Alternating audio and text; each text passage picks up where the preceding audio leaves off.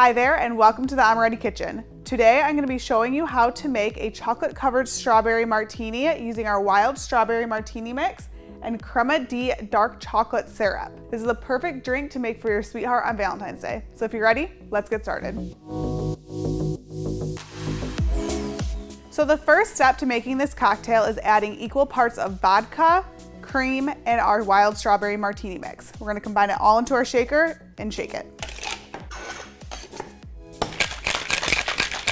Now we're just going to pour the contents of our shaker into our martini glass.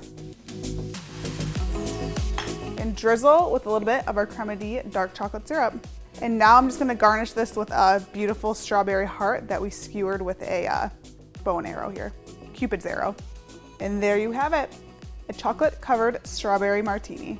Thank you so much for watching. I hope you enjoyed the video. If you do make this at home for your honey, be sure to share some pictures with us on social media. You can find us at Amaretti on Facebook, Instagram, and Twitter. Make sure to hit the little notification bell below to never miss out on a new Amaretti recipe. Also, stay up to date with everything in the Amaretti world by subscribing to our channel below and signing up for our newsletter. Bye, we'll see you next time.